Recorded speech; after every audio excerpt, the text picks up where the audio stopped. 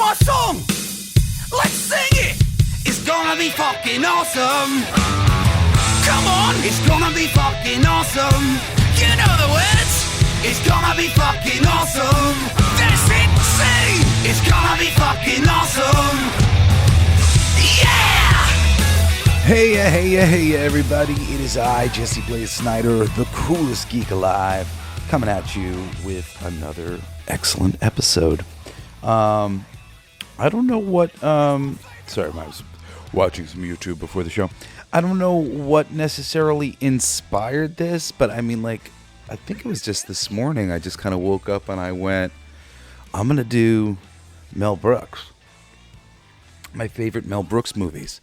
And, you know, I'm kind of like, as I've looking through his entire filmography as a writer and as a director and all this stuff this morning, I was surprised about like a couple different things that I hadn't ever seen or really like heard about. I guess, you know, at different times in my existence, I've looked for movies for Mel Brooks. He's one of the early, one of my earliest fandoms, really. Comedy in general. My father got me into the Blues Brothers and Monty Python and Marx Brothers and things like that. And Mel Brooks was a major one. I was pleasantly surprised that there's like a ton of things. Like I knew about the Sid Caesar show, Caesar's Hour, Sid Caesar Invites You. There's a famous movie that is kind of like like a bonus that I'll call like lucky number 7 on this thing called My Favorite Year. I forget the actors in it, but it's brilliant, and it's actually about Mel Brooks's time writing the Sid Caesar show, and the main character, I forget exactly. It's like a sword fighting guy comes onto the show. He's like from all these famous movies, and the dude, you know, I'm gonna pull it up real quick and give you my because that's one of my favorite ones. I've seen that a few times. I haven't seen it in a while. My Favorite Year, which stars Peter O'Toole, and Mark Lynn Baker from Perfect Strangers. It's a really excellent movie. It's an aging and dissolute matinee idol, that's Peter O'Toole, is slanted to appear on a live TV variety show, the Sid Caesar Show, which was being written, or at least Mel Brooks was one of the writers, in 1954, and a young comedy writer, Mel Brooks, is tasked with the thankless job of keeping him ready and sober for the broadcast. And he's like a big fan of this character, this actor. I highly recommend this movie. It's a really great one, little kind of known, unsung. You know, I might have in the future, you know, do it as a coolest classic or an unknown classic or something like that. But it really fits in really great here just to start the conversation about Mel Brooks. And I just think it's really cool because when you check out Mel's filmography, one of the things that you will notice is his credits on the Sid Caesar Show and some of the earlier credits in his life. And I mean, he really works on a lot of different TV shows that I've never seen before. He got his start with the Admiral Broadway Review, 15 episodes. I've never seen any of that. New Faces, and he was doing sketches. Your Show of Shows, and he was a writer, 139 episodes. The Imogene Coco Show, he only did 1 episode. But Caesar's Hour, Sid Caesar Invites You, 1 episode, and 29 episodes of Caesar's Hour, 13 episodes of Sid Caesar Invites You. And then he went on to do other things. Accent on Love, an hour-long, I guess, TV movie. I'd never seen it. At the Movies. Kraft Music Hall presents the Dave King Show. I guess a lot of variety type stuff. United States Steel Hour, The Man on the Moon. There's not a lot of info on a lot of this stuff. Play of the Week, the Revlon Review, 2 episodes. The Ladies Man. It says approved, so I don't know if he coming in writing extra jokes or whatever. The Connie Francis Show, something called The Critic, which was 4 minutes. Inside Danny Baker, The Dick Emery Show, The Hollywood Palace. Then we got the Sid Caesar, Emogene Cola, and Carla Reiner and Howard Morris special. So he's like, really earning his way. Eventually, he does The Producers in 1967. And The Producers, I'm going to call my number 6 pick for his filmography. There's a couple that I'll call like some honorable mentions and stuff, and I'm just gonna kind of count down this list. But our little bonus one is my favorite year. It's a movie loosely based on a moment in Mel Brooks's life as a comedy writer working on the Sid Caesar Show. The Producers is like the first real like hit for him. Springtime for Hitler, I think, is considered a real turning point of shock humor that I'm sure people weren't sure if it was going to go over with an audience, and it did. The movie famously stars Zero Mostel and Gene Wilder in a completely unhinged performance. But the basic premise of The Producers is that they realize that if they purposely have a failed production, they could profit immensely. And basically, Gene Wilder, who plays an accountant, kind of clues him into this, Zero Mostel's character. And then they end up as these two conniving businessmen trying to pick the perfect the perfect Broadway play to turn into a production. And Zero Mostel's making love to all of these old ninnies so he can get the money to produce it. And they're like, oh, no, it failed. Sorry. But accidentally, they have this major hit because everybody thinks it's a comedy. And Springtime for Hitler becomes something larger than some of its parts. They did a remake of it. I think the remake was based more on the play version, which Mel Brooks produced, which was good. I saw that years ago. I think Matthew Broderick and Nathan Lane were two of their main people who played in the movie, and I think had done it on Broadway as well. But The Producer is really like the one that started it all. So for me, that's like number 6. I'll send you to watch that one. And Mel Brooks has a lot more, and some of which are worth your time. I'm just kind of focusing on the ones that I watched over and again. And The Producers, I've at least watched it like 3-4 times in my life. It's pretty excellent, especially some of the scenes like Springtime for Hitler at the end and a couple of the different scenes of Gene Wilder freaking out. He's always been really good at that with as an actor, just like really over the top performances. So I'm just going to go up the path here because I just kind of want to put a light on some of these things and let you know that some of these things I'm writing down myself, and I'm like, oh, I should check out that show. I haven't gotten to some of the things that I definitely want to check out myself that I haven't, but there's just so much here. And with a creative person like Mel Brooks, who's been so consistently funny throughout his career, I think it behooves us all to try and, especially if we really like some of their work, go and find some of the other things that are lesser appreciated, and hopefully we'll find some gems, and then we can bring those to the masses so that they can appreciate it. There's something called I think another TV movie, Annie, the Woman in the Life of a Man. But I was really surprised. 138 episodes created by Mel Brooks is Get Smart, which has gone on to do so many other things. I've never watched the original series, but hearing that, I'm like, fuck, I should go watch the original Get Smart. It was written by Mr. Mel Brooks. There's a play, Shin Bone Alley, that was written, and I guess they made a movie of it. And then there's a movie called 12 Chairs. I don't remember 12 Chairs. I watched it. It was during my time trying to study Mel Brooks. I don't really remember 12 Chairs. So I can't say much about it. I looked at a couple lists prior to this, and 12 Chairs was showing up in some of the different lists that I was looking at. I was trying to pull this bit where I had seen. See, I'm gonna have it in the background so I can just Brooks Best. I'm just pulling back up the list that I had. They just looking at this little list, uh, they put Dracula Dead and Loving It dead last, which dead last is funny because there's only 12 on this list and he's made a lot more things than that. And Dracula Dead and Loving It, of all the things that I've watched from Mel, that's not really my favorite at all.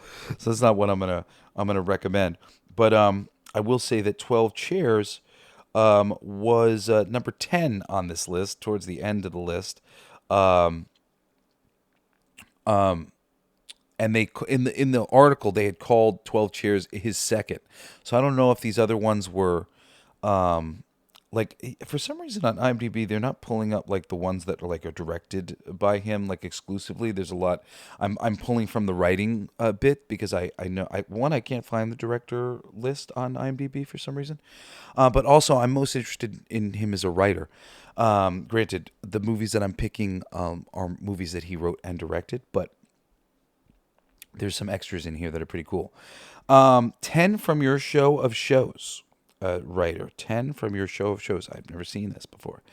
But now we get into some of the better ones that I'm going to get to in a little bit. I'm just skipping over them for a second as we just kind of loosely go down this list. Because my number 6 pick is The Producers, and we have not gotten to my number 5 pick yet.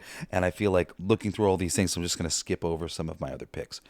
The 2,000-Year-Old Man, written by Mel Brooks. When Things Were Rotten, creator 13 episodes of this in 1975. So this is one that I wrote down, When Things Were Rotten. I kind of want to check that out. 13 episodes, not too many.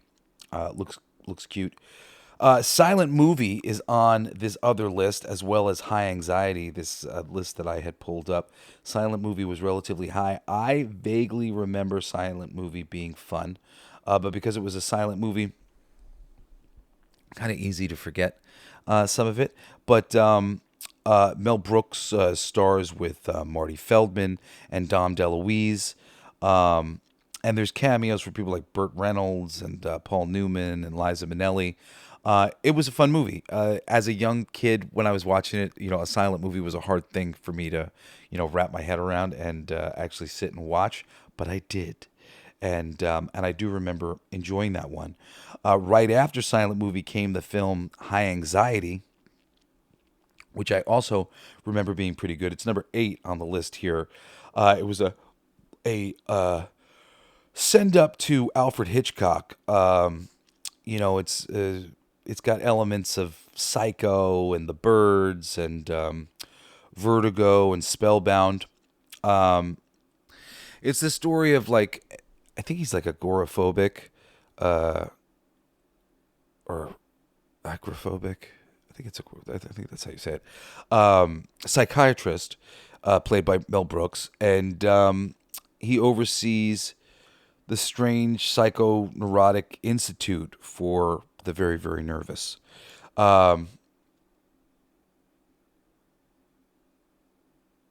The parodies here just aren't necessarily, I don't know, so biting or so funny. It's sort of, you really kind of got to be a big Alfred Hitchcock fan to enjoy it. And I've become an Alfred Hitchcock fan later in my life. At the time, I didn't really get what it was referencing in a lot of ways, so that one wasn't one of my favorites. But Cloris Leachman's in here, and she's excellent. There's some cool parts with her as a nurse that are pretty funny. So I'm moving back over to our list. The Nude Bomb, he created characters for. I don't know much about that one. An Audience with Mel Brooks. And then you've got my number 5 pick. Well, what did I decide? Yeah, I think it's got to be my number 5. History of the World Part 1. I haven't been able to watch History of the World Part 2. I only realized when I went through this list earlier today that it actually come out. I'd heard about it and I was excited to watch it, but I don't know how well it did. History of the World Part 1 is excellent. It's just, there's just so many great comedic actors in it. Mel Brooks brings his one-of-a-kind comic touch to the history of mankind, covering events from the Old Testament to the French Revolution in a series of episodic comedy vignettes. And I mean, this really sends him back to his Sid Caesar days and so much of the stuff that he did earlier in his career. But amongst the cast here, from Madeline Kahn, Dom DeLuise, Mel Brooks himself as Moses and Comicus and Torquemada and King Louis the 16th. But you've got Harvey Korman, Cloris Leachman, Gregory Hines, Sid Caesar, Orson Welles. I'm skipping a few people here, but like there's more people that real comedy hounds would know. Rudy DeLuca, Michael Champion, Charlie Callis, Howard Morris. It's really like just it's a star-studded affair for the time, especially. But even you have people like Hugh Hefner showing up, and other famous people who you will recognize. But if I said their names, you probably wouldn't necessarily know who I'm talking about. But like John Hurt and like classic actors as well as comedy people. Jackie Mason. Really just like I could read every fucking other name on this list here, and some of you would be like, oh yeah, I know that guy. The history of the world, B. Arthur. It's really like this list is just ridiculous. So the history of the world is, there's no real like narrative. It's just kind of taking you through history, various moments. The classic line, "It's good to be the king," comes out of this one. There's tons of really quotable lines from History of the World. And if you've never seen the original History of the World Part 1, it's excellent. I just recently had done a pick for Horrible Histories or whatever it was called a few episodes ago, and that one was excellent. Rotten Romans, I think, was part of the title. And that's a total send up to the history of the world, and sort of the simplicity of that idea. I mean, just there's so much to make fun of in history, but great performances, especially by Mel Brooks in that movie, and it bounces through time. I've seen it, I don't know, probably like half a dozen times, but it's been a moment since I've seen it, so I don't have like a lot fresh in my mind right now. But really, there are a lot of great little one-liners and moments in the film.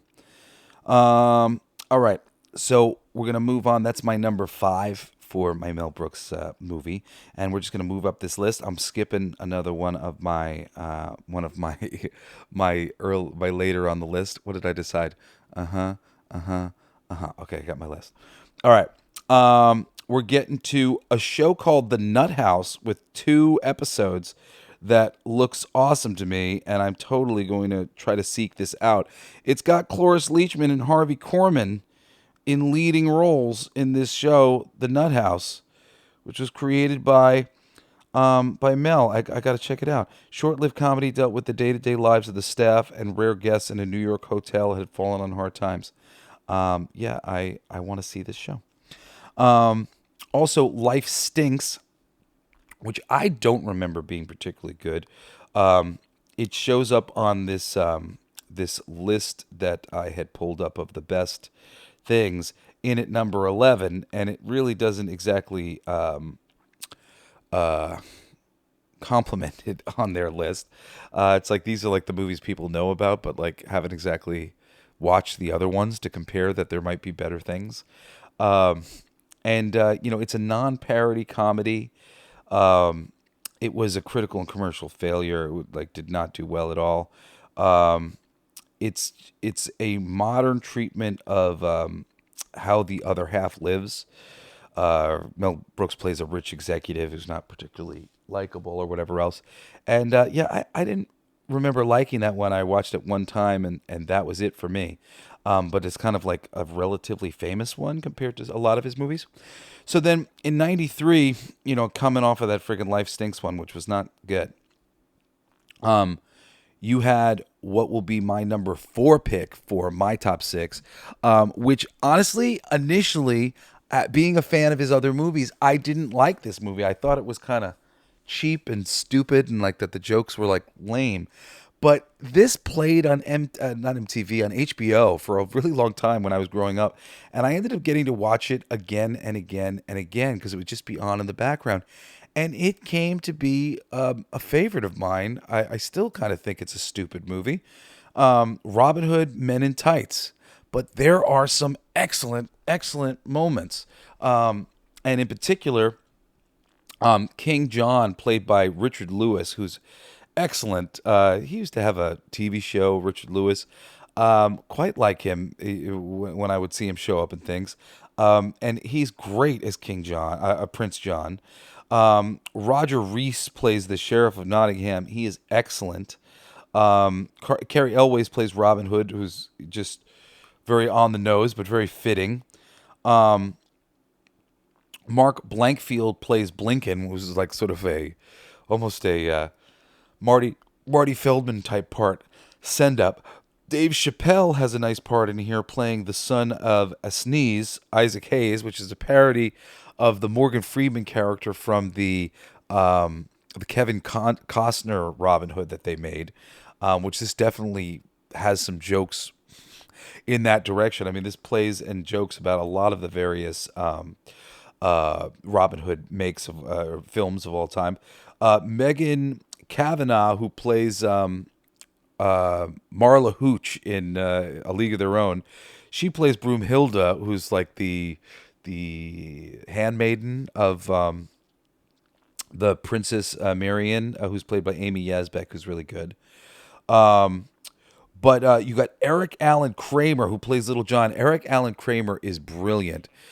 He went on to be the lead in one of like the long-lasting Disney family shows. I forget which one he had done, but he's very funny playing Little John. Really, really excellent. Matthew Peretta plays Will Scarlett O'Hara. He's excellent.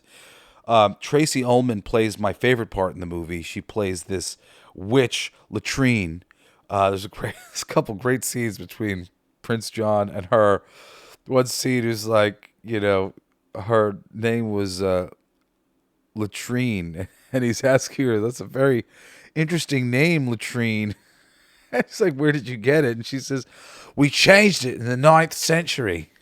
He says, you changed it to Latrine? And she says, yeah, it used to be Shithouse.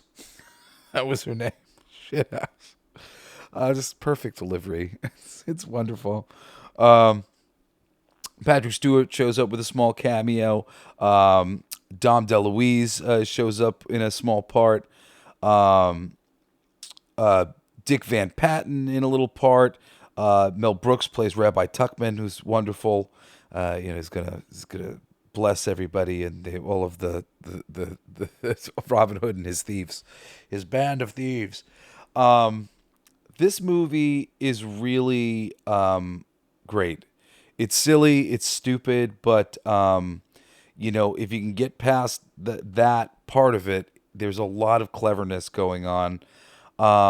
Even like the bridge scene and the fight between Robin Hood and Little John at the beginning, and they keep breaking each other's bow staffs, and they're fighting over this little river. And Dave Chappelle's trying to tell him, like, this isn't exactly like we don't need a bridge to cross this river. We could just cross this river. It's not really a big deal. There's a lot of little quotes and stuff that day to day I will quote from this movie and remember it fondly. Off the top of my head right now, I'm nothing's coming to me, but I know that things like a toll's a toll and a roll's a roll, and we can't have no tolls if we don't have no rolls. No, and we can't have no rolls if we don't have no tolls. I made that up. I made that up. That one in particular, I quote that a lot of times. A ton of typical comedic actors, show up in here. People that you might recognize from other Mel Brooks movies, but really, it's a great one that I didn't think it was good when I first saw it, but it so grew on me, and I quote this movie and talk to people about this movie all the time, and we all kind of agree like it's not as smart as some of his other movies. It's not as great as some of his other movies are, because they really just sort of reach a certain pinnacle of parody and satire. That this one maybe doesn't quite reach the same heights, but Robin Hood Men in Tights, that is my pick for number 5. Dracula Dead and Loving It. It's not on my list. I'm not really a fan. There's not much about it that I like at all. Honestly, I'm just gonna move past that one. The Producers remake's good, but not a fan. Get Smart, he gets credit for some of those characters or whatever, but I don't know how much he had to do with that stuff. There was a Spaceballs animated series in 2008, which I never got to watch, and like I kind of vaguely remember hearing about that. I got to go back and watch that. That's another one that's on my list. Paws of Fury: The Legend of Hank is apparently he wrote that screenplay, so that's another something. That's a recent movie, 2022 animated movie, Mel Brooks. And Mel Brooks Live at the Geffen. Like, I'm interested in checking that out. There's a couple things here. And of course, History of the World Part 2, which came out in 2023, which I would like to check out myself. Apparently upcoming Very Young Frankenstein, which is hysterical, because we're going to get to that in a moment, a related film. But let's start with my number 3 favorite Mel Brooks film of all time. If you guessed it, then you're smart. It's Spaceballs. Now, Spaceballs is a favorite of mine. Since I was a child, I have watched Spaceballs so many times. I watched Spaceballs long before I watched Star Wars, actually.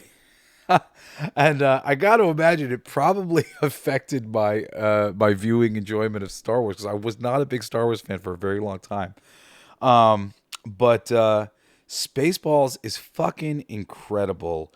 Anchored by a beautiful, wonderful performance by Rick Moranis as Dark Helmet, the Darth Vader stand-in. Oh my God. I have watched this movie 30 times. I said more. I've watched Spaceballs so many times. Like I said, not even a big Star Wars fan. I'm a big Star Trek fan, and there are some Star Trek references within the movie. But even then, when I was watching this movie, I was not a fan of I mean, a little bit Star Trek, but like not like I was, or like I would become. Directed by Mel and written by Mel and 2 other people, Thomas Meehan and Ronnie Graham. It's just fucking wonderful. And Ronnie Graham, by the way, plays the guy who's trying to marry Princess Vespa and the Sleepy Prince. This movie is just so good. John Candy and Bill Pullman play Lone Star and Barf, reversing the order. Bill Pullman plays Lone Star, John Candy plays Barf, who are supposed to basically be Han Solo and Chewbacca. They are unbelievably excellent. One of my favorite scenes in the movie. They're taking all of the princess's luggage, her royal luggage, and they've got this giant case, and they don't know what's in it, and it's so heavy, and they open it up to see what's in this case that she could not live without, which was the guidance for what was going to be taken. Take only what you need to survive, I believe he says. And they open up this case, and it's got an industrial strength hairdryer that is the size of the trunk. They take it out, they throw it in the desert, and then they pick the case back up and comment on how light the case is without the industrial strength hairdryer. Oh, much lighter, much lighter without that. I love that moment. Dick Van Patten plays King Roland, and Daphne Zuniga. Daphne Zuniga plays Princess Vespa. She's from Melrose Place. She plays Joe Reynolds. She's on One Tree Hill playing Victoria Davis. She's gone on to be in a lot of things. She was a young, sexy thing playing Princess Leia, essentially. Princess Leia stand-in this one. George Weiner is incredible as Colonel Sanders. Sort of the B-Man or C-Man to Rick Moranis' Dark Helmet and Mel Brooks' President Scroob. Mel Brooks also plays Yogurt, who's fucking amazing. He's amazing in all those roles. You got some minor parts. Well, Joan Rivers plays Dot Matrix, who is the C-3PO character. She's excellent. But you've got Michael Winslow, John Hurt, who else? There's a couple other people that I want to mention. I mean, lots of minor actors who you might recognize, but Stephen Tobolowsky plays the captain of the guard, and he's really excellent. You fools! These are their stunt doubles! This movie's the best. Of course, the big thing with this movie in general is not even like, all the actors who you might see showing up in a part here or a part there. Dom DeLuise has a little part as Pizza the Hut, which is great. But really, the lovely parody of Star Wars. From the opening shot of the movie, the long shot, the really, really, really long shot of the ship. Snotty beamed me twice last week, sir. Little references to Star Trek. The evacuation of their ship at the end and all the things that have to be evacuated from this ship. Really just great stuff. Going to Yogurt and meeting his little dwarf friends and seeing all of the merchandise that's going to be sold from the movie, lampooning the huge merchandise empire that Star Wars became with George Lucas. Famously with this movie, they were only allowed to do it if they were not going to do any merchandise. They didn't want them to cut into their fucking merchandise. The fight between Lone Star and Dark Helmet. I am your brother's sister's something's former roommate. So what does that make us? Absolutely nothing. Your Schwartz is as big as mine. I mean, turning lightsabers into, phalluses it's pretty funny. Spaceballs is great. It's really charming. Thanks to not just Rick Moranis' performances as Darth Vader, which is really great, but John Candy's Barf. Really it's like a cutesy little love story, just like Star Wars is on some level. But just so much humor. So it just really there's so much to love about Spaceballs. If you've never seen Spaceballs, almost start with that one, especially because most people have seen Star Wars. So seriously, if you've seen Star Wars and you've never seen Spaceballs, that's like being a Star Trek fan and having never seen Galaxy Quest. What sacrilege! Go and do it. There's also "Raise Your Hands" by Bon Jovi is in the movie on the soundtrack. Badass song. Yeah. That's all I'm going to say about Spaceball. Spaceballs! Got a great theme song. Watch out, Spaceballs. Ludicrous Speed, go! Oh my God. But Ludicrous Speed. Oh, there's so many fucking great movies. I mean, so many great moments in this movie. I just keep thinking of more. They get the movie on video before it's out, and they're watching it, and they end up turning to the exact moment in the movie that they're in right now. Whatever's happening now is happening now. Or how about when they're combing the desert for them, and they've got combs, giant combs, and they're literally combing, and then these two black guys have a Afro pick comb, and when they're asking them, you find anything? No. You find anything? No. You find anything? No. And the last guy says, we ain't found shit. It's just fucking really funny. Or perhaps my favorite line in the entire movie, when one of the gunners is shooting, and he turns around and he's cross-eyed. It's like, no wonder he can't shoot them. They were supposed to, I forget what he was supposed to do. He was supposed to shoot across their nose, not up it or something like that. And he turns around, sorry, sir, I'm doing my best. And he says, who hired that man as a gunner? And another guy with cross eyes says, "I did, sir. He's my cousin, and he's got cross eyes." And he says, "Who hired that guy?" "I did, sir." It's like, "Who are you?" He says, "I'm Lieutenant General Asshole, sir," and they're all assholes. Uh, and when he says, "How many assholes we got on this ship, anyhow?" And they all say, "Yo." He says, "I knew it. I'm surrounded by assholes."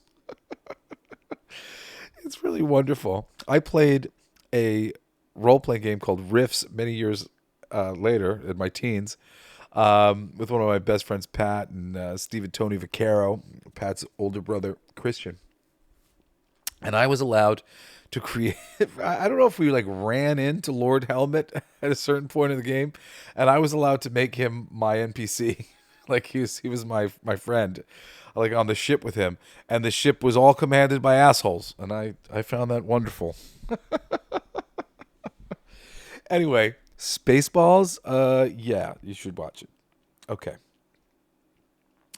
So that's number 3. My number 3. Those are my real picks. The number 3, the number 6, number 7. You got 7. You're getting 7 out of me. All right. So number 2 on my list in 1974. It's just so groundbreakingly wonderful because any movie that people start going, "Oh, it couldn't do that today." Well, you know that movie fucking did something worth doing. And Blazing Saddles is one of those movies.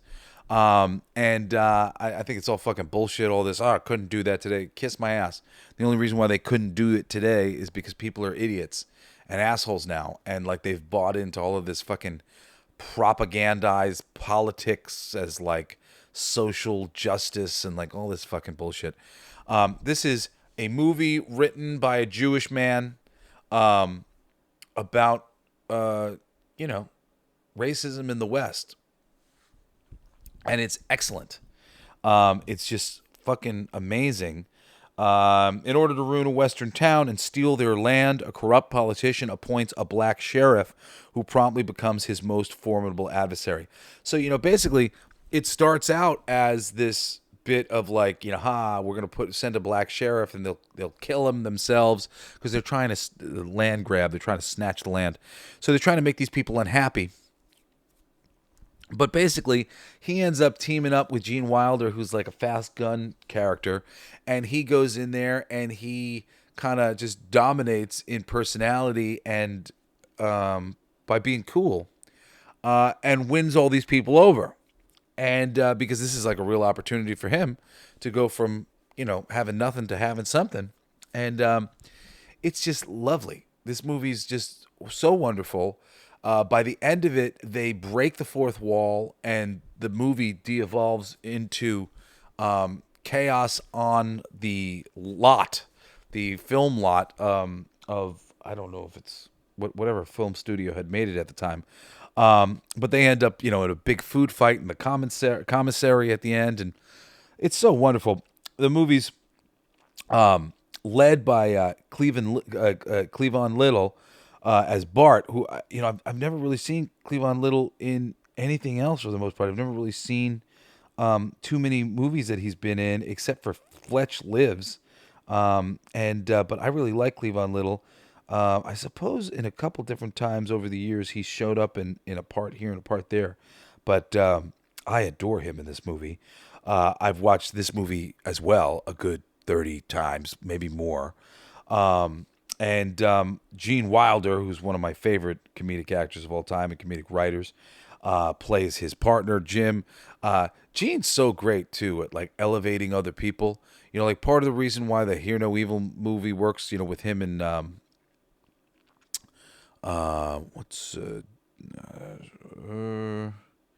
you know who I'm talking about. the black comedian, Gregory Pryor. No. Gregory Pryor? Gregory Pryor. I hate when I can't remember the damn names of the people. Richard Pryor. Forgive me. Those movies work really well because he doesn't try to get in the way of the comedic actors around him, and he'll play the straight man when need be. And he's actually pretty badass in this movie. You know, he's a comedic character, but he's funny. You know, he's really fast on the draw. The whole scene with him getting taken out of his drunken stupor in the prison or the sheriff's office, where like there's a little prison jail cell, wonderful. Really, really great stuff. You see this hand, steady as a rock, but I shoot with this one. There's a lot of great one-liners in this movie. Harvey Korman plays Hedley Lamar, who's sort of like the lead bad guy to Mel Brooks's mayor, Le Pedomain. He's great. Mel Brooks is a great comedic actor. There's a lot of great scenes with them. Hey, I didn't get a harumph out of that guy. Give the governor harumph. And then playing number 2 to Harvey Korman's Hedley Lamar is Slim Pickens, for one, who is wonderful, plays Taggart, and another guy, Burton Gilliam, who plays Lyle. They are excellent. Classic fucking fart scene in here. This movie with Mungo, who I don't know if I know who Mungo is. Madeline Kahn plays Lily von Stupp, who's like the performer they send into town to take out the sheriff, but instead the sheriff takes her out with packing some heat in his trousers. And then just so many people who are like famous to me because they're all members of this movie. Reverend Johnson, Olson Johnson, Howard Johnson. Howard Johnson's right about Reverend Johnson being right about Reverend Johnson being right. Rory. That's one of the guys. They're all Johnsons. Rory. Gabby Johnson. They're all Johnsons. Dr. Sam Johnson. Harriet Johnson. Harriet Johnson's right about Tom Johnson being right. I love that scene. They're just having this meeting and they just keep getting up, saying that person's right about that person being right, and that person is right. It's just funny shit. You've also got some little show by Dom DeLuise as Buddy Bizarre, who's the director at the end of the movie. Throw out your hands, stick out your tush, hands on your hips. They crash into this effeminate director getting all these guys to do the dance. Watch me, faggots, he says. And they're doing this dance number, and then the wall breaks open, and the fight from the end of Blazing Saddles spills out into the film. As a person who's watched movies before and you've never seen something like that happen before, where the movie literally breaks apart and all of a sudden they're shown to be on film sets, but the actors are still playing in character. It's wonderful. It's just such a glorious movie. Blazing Saddles. Anybody who tells you any fucking shit about, I can't do that anymore, whatever, like, just smack them in the fucking face and go, let's go watch it now. Somebody told us we can't watch this. Well, fuck them, because this is awesome. And it does all of the things. It's like one of the most empowering roles for a black character ever. He's put in there as a joke to get rid of these people. He does so good at this, ha ha ha, they're all going to hate him, that he wins them over. And he wins the movie. And they beat the bad guys. They beat racism. They beat shitty people. Fucking A, man. It's really like one of the greatest comedy movies ever made. Next to Life of Brian, which does a lot of similar work in the Catholic side of things. Now, before I get to my number one, I'll say that I've got 2 Kickstarters that are ready for notification sign up. On the 17th of this month, I'm actually launching the first one, which is the Solfeggio Healing Frequency campaign. If you type in Jesse Blaze Snyder, it should come up. You'll see Solfeggio Healing Frequency music. That's my campaign. I'm giving away a free gift of a greatest hits CD of mine, like some of the greatest songs off of everything that I've ever released, as well as a cover album called Covered in Flames. It has me doing tributes to my father, Motorhead, mashups, parodies. There's like 7 covers on there, and they're free gifts for anybody who orders the Solfeggio Transmission CD.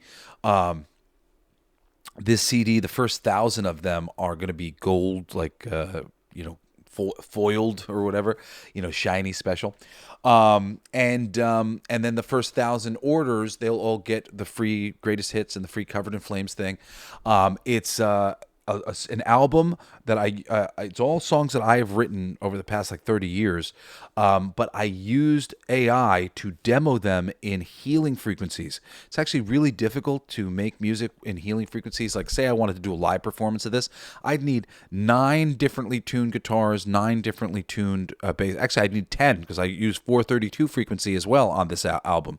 It opens with a 432 frequency, which is harmonic with the human body, and it closes with one in 432. And then there's 9 harmonic healing frequencies in solfeggio.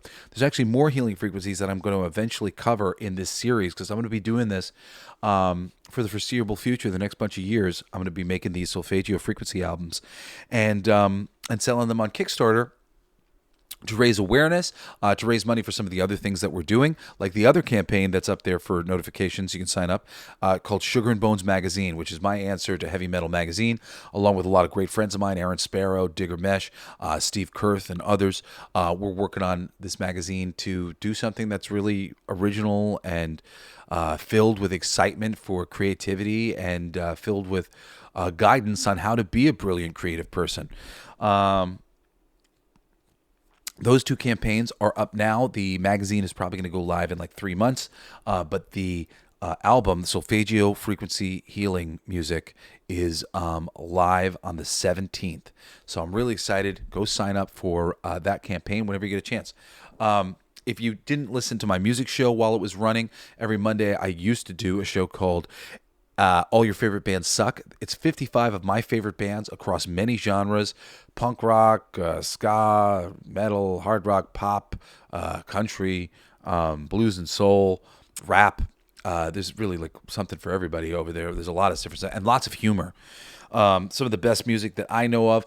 Spotify took us down because I was playing clips from the bands and they were too long. So eventually I was told to cease and desist that shit. So I had to cease and desist. But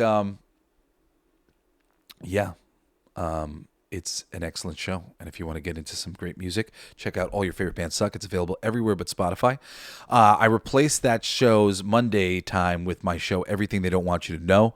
That one's been going really good. This last episode, I'm getting close to 50 episodes, and the last episode was about faith and the necessity of faith, and actually there's some real explanation on why faith is necessary, and just start being faithful now, as well as the necessity of faith, living in the now, and the necessity of doing to others as you would have them do unto you. That was last Monday's episode. It was a really good one.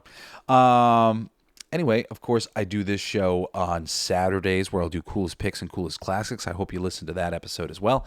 And, and I do this every Wednesday, so I hope you're enjoying the show. Anyway, that's it. That's all I have to share with you right now. Without further ado, it is time for my number 1 Mel Brooks pick. And I mean, this is a number 1 Gene Wilder pick, and this is a number 1 comedy pick, period. There is so much to learn from this film. There are lots of movies that have done it since, and there were movies that scratched the surface of it at the time. But I think Young Frankenstein goes down in history as perhaps the funniest movie ever made, smartest movie ever made. And it's not, you're going to watch and be like, this is the smartest movie ever made. Well, what you're looking for is 1974 Gene Wilder and Mel Brooks, who realized that the more realistically they played this slapstick comedy, the funnier it was. I've talked about this before, doing voiceovers. I do a lot of voiceovers in my life. I'm one of the more prolific voiceover actors in my age demographic, like in my generation. Like I was the voice of every major brand under the sun. You know, if you've ever been like, I kind of recognize Jesse's voice, there's a reason for that. One of the shows that I did, and I think I'll probably will do some more of in the future, is Food Paradise with O'Malley Productions on Discovery Channel. We've done 201 episodes. And in that time, having to read lots of cheesy little jokes about food, I realized that sort of the more earnestly I could, take the audience, like in terms of if like it was obviously a shitty joke, I could wink at the audience as I delivered it, and it would make it go over better. And if it was like a decent joke on its own, you would just kind of do it straight man and like let it be funny by itself. And in the case of this spoof on Young Frankenstein, pretty much everything works better as a just let it be funny on its own. Don't play to the funny, just let it be. It's funny inherently.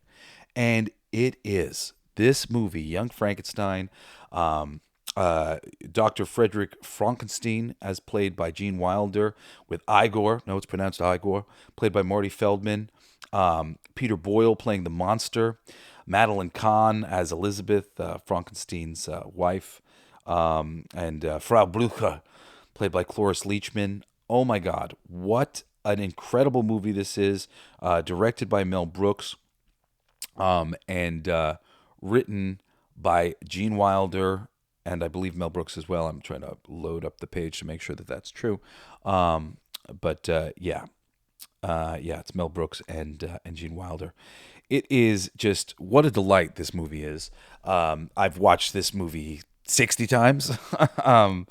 It is one of my favorite comedy films of all time. One of my others is Slapshot. I'm a big fan of that movie. I like sports movie, but this one beats it just intellectually for what it does. I'll read. An American grandson of the infamous scientist Frankenstein, struggling to prove that his grandfather was not as insane as people believe, is invited to Transylvania, where he discovers the process that his grandfather used to reanimate a dead body. Now, this movie is just, there's so many memorable lines. I mean, I thought when I was a kid that going out into the world and quoting memorable lines from movies was going to be like a big part of my existence, because at my house that was like something that we did a lot. And Young Frankenstein, I would say, has to be responsible for like, I don't know, a good 60% of all quotes that we would quote. I mean, just there's just so many things. I'll never forget my old dad when these things would happen to him. The things he'd say to me. What did he say? What the hell are you doing in the bathroom day and night? Why don't you get out of there and give someone else a chance? Blucher.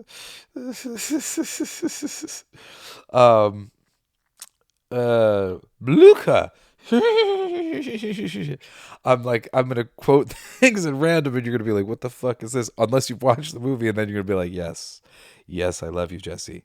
How about something as simple as, what hump? The doctor is talking to Igor, who decides he's Igor when he's been corrected that it's not Frankenstein, but it's pronounced Frankenstein. Later on, he says, I'm a rather brilliant surgeon. Perhaps I can help you with that hump. To which Igor replies, what hump? There's a great moment where the hump is on the other side. And Gene Wilder's like, wasn't your hump on the other side? I don't know what you're talking about. Yeah, this, I don't know. There's just like, there's so much. But I'll say it like this. One of like my favorite lines for the whole movie, or became my favorite line, because my father would quote it all the time, was, "Hello there, handsome." Which is when Gene Wilder gets locked in the room with the Frankenstein monster at a certain point. He tells him, like, no matter what I do, don't let me out of this room. And he's he gets locked in, and he's like, "Let me out of here, you fucking assholes." And then eventually he turns around to like stop the monster, and he's like, "Hello there, handsome. You're a good-looking fellow. Do you know that? People hate you, but why do they hate you?" There's so many lines within this diatribe that he does that are awesome. You're a good boy. You're a sweet boy. All this stuff. And I actually wrote a song based on the quotes. I actually recorded it recently, and I kind of remade it a little bit. But initially, we had just written this kind of like waltz. Hello there, handsome, you're a good-looking man. Dee-dee-dee. Has anybody ever told you that? You want to talk the Olympian ideal. This mother trucker is all of that. You want to talk about physical strength? You want to talk about jealousy puts to shame everybody in the goddamn place. You like a young Frankenstein. There's a whole song that I wrote, and it's all inspired by that scene. And like I made all the melodies and stuff, and I cobbled together the lyrics as fairly close quotes to quotes from the movie. Because just like that scene alone is so quotable. The opening scene, which I used to watch all the time, which is really funny, when he is a professor and he's giving a lecture to his class, he ends up stabbing himself in the leg. I mean, there's just some amazing, amazing physical comedy and just reactions. Gene Wilder is just a killer with that. But really just so much to sing about this movie, because even more than the quotes is just amazing performances by all of the people. I was missing Terry Garr, who plays Inga, his assistant. Fucking awesome. She's great. What knockers? Thank you, doctor. Madeline Kahn, who plays his wife at the beginning, he goes to kiss her, but she doesn't. Daffodil, darling, daffodil, darling. He says, no, my lipstick, it's daffodil. or the clothes were daffodil. I forget what it was. But, she's just like this priss who doesn't want to be touched. And then by the end of the movie, oh my God, she comes full circle. She's very funny. Some great bit parts. Inspector Kemp is played by Kenneth Mars, and he's excellent. Lots of, other comedic actors who you'll find from other Mel Brooks movies. But Marty Feldman, so good. Peter Boyle's monster is so good. Cloris Leachman, I mean, she's just got to be one of the funniest humans on planet Earth. Really considering as intimate a cast as it really is, they're all so great. And really, it's so great because they're played so straight, and you believe they're crazy. Each one of them is their own brand of crazy, each character in the movie, and they're all believable in their parts. This movie really follows the Frankenstein aesthetic and the storytelling.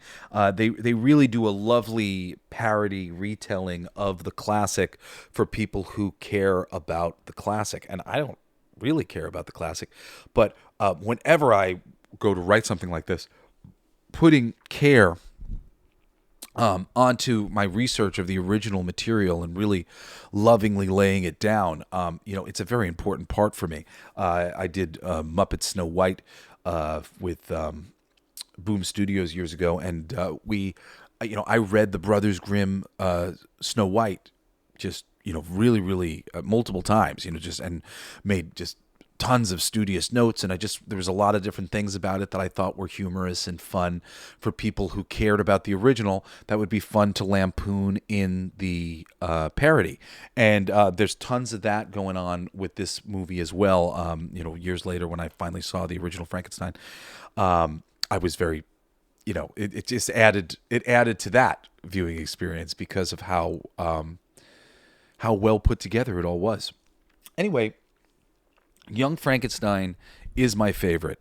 Close, Blazing Saddles, which it's an equal, but not quite there. And then even closer, but a little stupider or whatever, Spaceballs. Then you can take me over to Men in Tights, and And from there, we can go to History of the World, which I don't enjoy quite as much as all the other ones, but I do still enjoy and have watched multiple times. And The Producers, which also, like, The Producers has like some parts of it that like just make me uncomfortable or whatever, but there's a lot to like about The Producers. And then finally, just reminder, My Favorite Year with Peter O'Toole and the dude from Perfect Strangers, whose name I'm forgetting. What a great fucking movie that is. And one that you probably haven't seen that would give you a little bit more insight into the life of the great Mel Brooks. I'm excited to check out some of these TV series and some of these more recent additions to this list of Mel's filmography that he has of just recently. Like I said, I learned from this list a little bit. Some of these movies that he's worked on recently, like History of the World Part 2. Seems to be some younger or not younger. That's my song, Young Frankenstein. Older Frankenstein. What is it called? Very Young Frankenstein book that maybe they're going to turn something into from there. But Paws of Fury, The Legend of Hank, I want to check that out. It says screenplay by Mel Brooks. Spaceballs, the animated series. I'm interested to check that out. Looks like he might have had something to do with that one. And going back, The Nut House with Corman and Blucher. I'm really excited to check some of these things. When Things Were Rotten, The 2,000-Year-Old Man, and I'm thinking I'm gonna check out Get Smart. There's just Mel Brooks. He's a funny guy. I really, these movies formed me, along with Blazing Saddles and my made-for-TV version of Animal House and Marx Brothers and Monty Python and Fawlty Towers and so many other classic comedies that I was turned on to as a kid by my father. But there's a reason why I've had time to watch these movies, fucking maybe upwards of 50 times for Young Frankenstein and getting towards like Blazing Saddles and stuff. I've been watching them since I was little, and they are just like the tent pole comedies. They're what comedies are to me in my mind when I think of a great comedy. And granted, there are great comedies that have come after it, like Step Brothers or Zoolander or Dodgeball or something, whatever other things in more modern times. But I really believe when it comes to comedy, few people have been as influential in comedy films as Mel Brooks. And in particular, Young Frankenstein, Blazing Saddles, and Spaceballs are really three of the most influential films that have ever been made. And if you get a chance to watch them, don't miss out. And I suspect that once you do watch them, you'll be watching them again and again and again every time they come across your Netflix or whatever else. And you go, fucking Spaceballs. I'm putting that on the background because it's that good. Hopefully, I've turned some new people on to some Mel Brooks movies that they weren't aware of. If not, hopefully I've enjoyed just reminding you guys, reminiscing about some of your favorite Mel Brooks movies, and now maybe you'll go rewatch them as they're freshly brought to your attention. But man, Mel Brooks is the shit, and he will always just sort of be the king of making comedy films as far as I'm concerned. So if you want to learn how to be king, because it's good to be king, you got to watch yourself some Mel Brooks, get deeper into his catalog. And I'm going to get even deeper into his catalog than I already have since I was a kid. Because of this show. Anyway, I love you guys. Thank you for joining me this week. I got a coolest pick coming this weekend. I'm not sure what it's going to be. I got kind of like a growing list. I might do K-pop Demon Hunters because it's worthy of a pick. Anyway, I love you guys. I hope you will join me again next Wednesday and this coming Saturday for another fucking awesome episode of The Coolest Geek Alive. Peace. You've been listening to Coolest Geek Alive with me, your host, Jesse Blaze Snyder. Don't forget to rate, comment, and subscribe for more excellent geek culture content. Thanks for listening. It's my favorite part!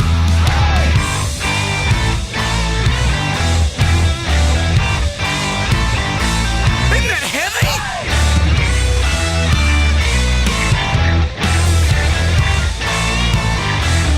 I'll play that! It's gonna be fucking awesome! Coolest alive! It's gonna be fucking awesome. Stay with your tribe. It's gonna be fucking awesome. Revenge of the Geeks. It's gonna be fucking awesome. Week after weeks, it's gonna be fucking awesome. Laughing with you, it's gonna be fucking awesome. And crying sometimes too. It's gonna be fucking awesome. Spelling it out, it's gonna be fucking awesome. Making you shout.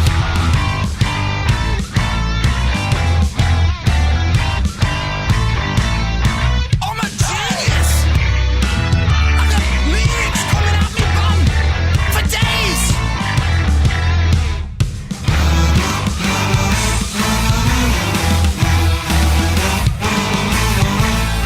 You like that? It's a kazoo solo.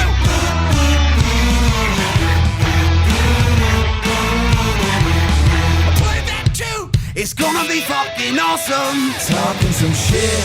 It's gonna be fucking awesome. Living the shit. My voice is fucking awesome. Food in our mouth. It's gonna be fucking awesome. Get in the mouth. It's gonna be fucking awesome. Tell all your friends. It's gonna be fucking awesome. Call right or text. It's gonna be fucking awesome. Raising the bar. It's gonna be fucking awesome. Straight to the stars. It's gonna be fucking awesome. It's starting soon. Straight to the top of the awesome. Passing the moon. It's gonna be fucking awesome. On with the show. It's gonna be fucking awesome. Ready, set, go. It's gonna be fucking awesome. Fucking awesome. It's gonna be fucking awesome. Just wait. You'll see. You'll all see. The podcast playground.